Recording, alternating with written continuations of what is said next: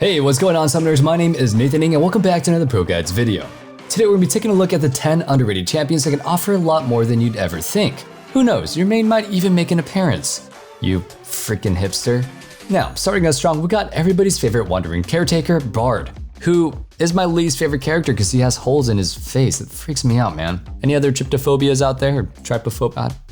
Scared of holes? Just me? I don't know. Bard is well known for his ability to troll his allies with his ultimate, but a lot of people still think that he's nothing but a troll pick. While he may not be as tanky as a few other supports, Bard offers a powerful kit that allows him to be flexible in what your team needs. Whether your team needs to play off picks by having your ult and a mobile carry from afar, play lane for scaling by using your W to give your ADC sustain, roam around the map to impact other lanes, or even just do raw amount of damage in lane. All in all, Bard is the jack of all trades that can be difficult to master, but once you put in the time, he can be extremely versatile and end up winning you and your team the game. Since you're going to be playing support, your summoner spell will most likely be Flash and Ignite. Since Bard has one of the strongest level 1s in the game, take advantage of your Ignite and don't be afraid to go for some all-ins for some serious damage early on. If you need that extra peel for champions like Samira, Tristana, or Olaf, then don't be afraid to take Exhaust here instead. As for your runes, you'll be running Guardian, Fond of Life, Bone Plating, Revitalize, Zombie Ward, and Relentless Hunter. This will let you protect your allies while also being able to quickly roam to impact the other lanes. In most games, you'll be starting off with Spell Thief's Edge. However, if you're in a lane where you can't really afford to trade, then go ahead and go Relic Shield instead.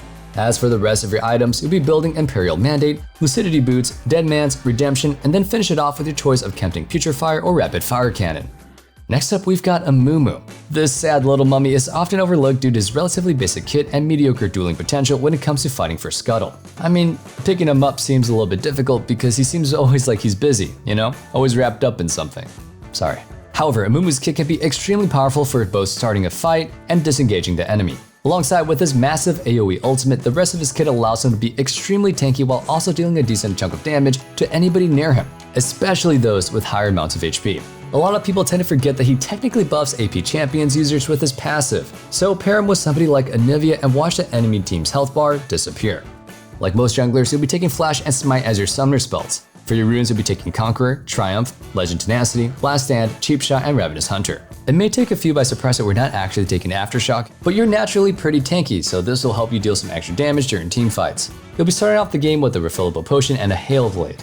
If you're new to jungle clears, you can practice with health potions instead, but be sure to get into the habit of a refillable potion. As for the rest of your items, you'll be building Sunfire, your choice of defensive boots, Thornmail, Abyssal Mask, Demonic Embrace, and then top off your build with either Randuin's for more armor, Force of Nature for extra MR, or Warmogs if you're just lacking HP. Taking our theoretical third spot, we've got Braum. This Poro-loving Freljordian isn't just seen as often compared to other supports, except for when he hosts our ProGuide videos. Yeah, talking about Kangas. That guy's Braum for sure. While he may not have a hard engage of Nautilus or Rel, he is still a force to be reckoned with when played properly. Not only is his passive extremely powerful since it's free CC on everybody that he punches, but he also offers one of the strongest tools in the game, his E. Braum Shield is the original Samira win wall. Being able to move around while having it up means that he can go ahead and take the first attack without taking any damage, and then continue to block additional ones at a reduced damage as well. All of this doesn't even factor in your ultimate and his ability to completely disrupt a team fight and or disengage a fight before it even starts. Overall, Braum is a powerful protector and will always work to save the life of his allies while forcing his enemies to cry as they're CC'd for ages and their range attacks get eaten up by his shield.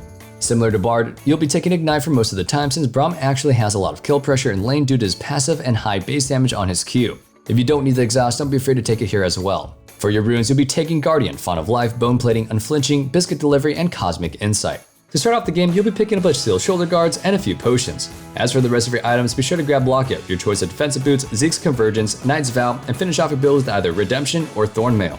Before we continue on with our list, let's take a brief moment to look over our question of the day. If there's one champion that you wish was popular again, who would you pick?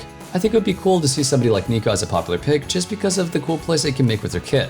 Let us know your answers in the comments down below. Nonetheless, let's jump into our next pick, which just so happens to be Neeko.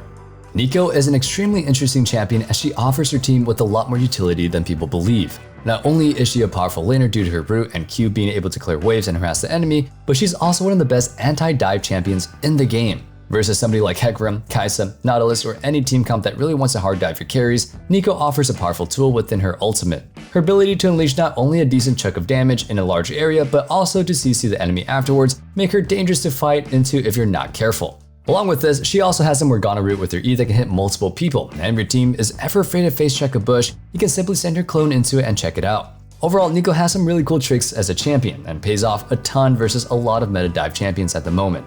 Due to her strong laning phase and high burst damage, Neeko takes Flash and Ignite. This way she can hopefully always look to kill her enemy laner.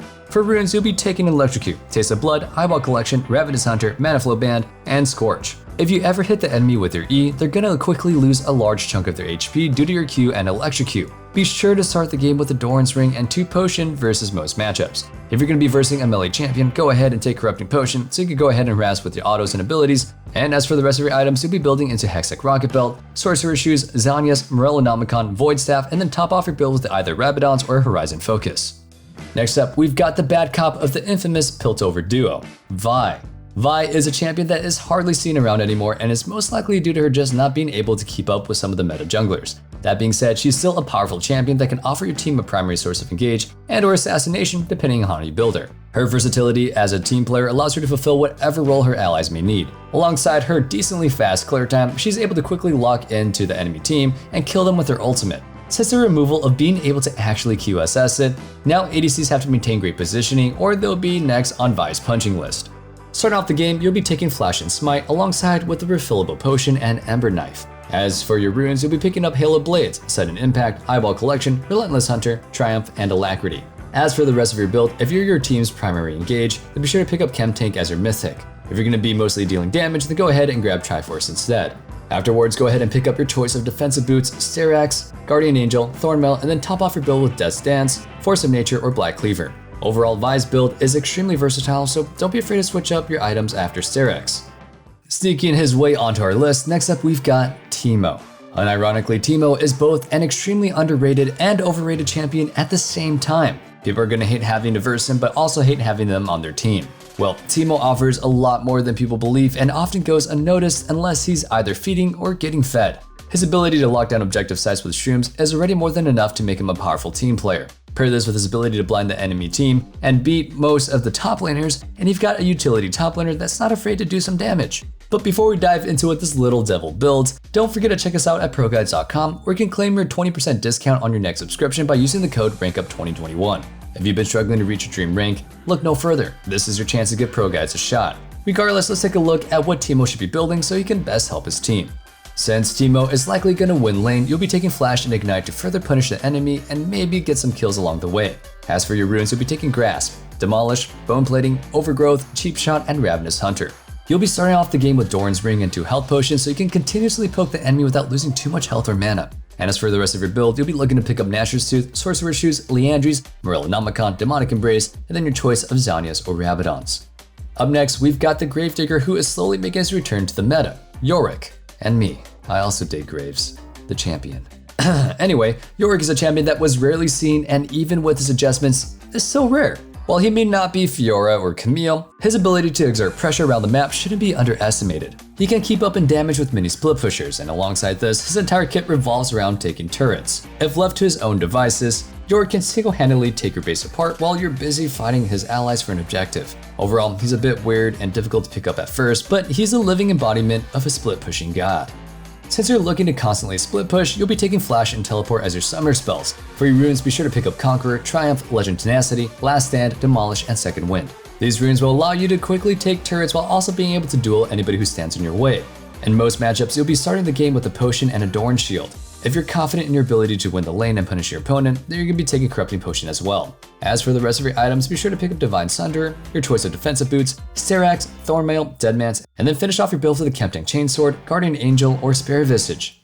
Drawing us closer towards the end of the list, we've got Lissandra, this ice-cold witch, like my ex. This fierce Ice Queen has lost her player base after the Aftershock build lost a bit of its power. However, she's still a champion that offers a ton of utility and power for her team. While she may not be invincible anymore, she's still able to provide extreme lockdown with her ultimate and W, powerful engage with her E, and even great team fighting for just existing with her passive. Overall, Lissandra can be far more than the tank that the players drew her out to be. Let her shine with the new items and watch her as she carries fights from the ground up. Since you're most likely going to be farming and looking for roams whenever is possible, you'll be taking Flash and Teleport as your summer spells. As for your runes, you'll be taking Electrocute, Cheap Shot, Eyeball Collection, Ultimate Hunter, Mana Flow Band, and Transcendence. Similar to Nico, you'll be starting off the game with 2 potions and a Doran's Ring in most cases. However, if you're versing a weak melee laner, then go Corrupting Potion instead so you can go ahead and harass them with autos and abilities. As for the rest of your build, you'll be taking Everfrost, Sorcerer's Shoes, Zhonya's, Morellonomicon, Void Staff, and then finish off with a Rapidon's Death Cap. Next up, we've got the most original and simple kitted ADC, Ashe. Ashe has always kept her place in the meta as merely being a counter to when Caitlyn is meta. Alongside her occasional supports game, she's a powerful ADC that is often taken for granted due to how basic her kit is. She offers both great engage and disengage with her slows and ultimate, high amounts of poke with her W, a powerful laning phase, and don't even get me started on how overpowered her E ability is. I mean, imagine being a jungler that is pathing perfectly and avoiding vision, and then getting spotted by a level 3 Ashe who decided to hawkshot through your jungle. Overall, she may be simple, but in the right hands, she's a monster that can kite about just any champion, while also providing high amounts of utility for your team. Like most ADCs, you'll be taking Flash and Heal as your summoner spells. More often than not, the ability will be taking Cleanse for your ultimate, which means that you'll be having the healing advantage. And if they decide not to get Cleanse, well, now you've got an arrow with their name on it. For your runes, you'll be taking Lethal Tempo, Presence of Mind, Bloodline, Coup de Grace, Biscuit Delivery, and Approach Velocity. You'll be starting off the game with a Standard Potion and a Doran's Blade start. As for the rest of your items, you'll be taking Kraken Slayer, Berserker's Grief, Phantom Dancer, Infinity Edge, Lord Dominic's Regards, and then top off your build with a Guardian Angel or Mortal Reminder. Last but certainly not least, we got the king of fasting Senna, TAHM KENCH. While KENCH is pretty much only known for his infamous duo with Senna, he's still a great support that often skips the mind of many players around the world. His ability to tank high amounts of damage, give any of his allies free Zhonyas, and even take an ally with him like Ryze's ultimate, all make him a great utility-based tank. His laning phase is a little bit weaker when compared to the other tank supports, but he makes up for it with his ability to eat his carry at any given moment and save him from high amounts of burst. Overall, he's extremely powerful versus teams that want to just kill your hyper carry while also being able to provide your team with the front line. Since you're going to be playing as a peel bot, you'll be taking Flash and Exhaust. Plus, your base damage is pretty high, so taking Ignite isn't that necessary. As for your runes, you'll be taking Guardian, Font of Life, Bone Plating, Unflinching, Biscuit Delivery, and Approach Velocity. To start off the game, you'll be picking up 2 potions and a Relic Shield. As for the rest of your items, be sure to build a Locket, your choice of defensive boots, Knight's Vow, Thornmail, and finish off with a Redemption.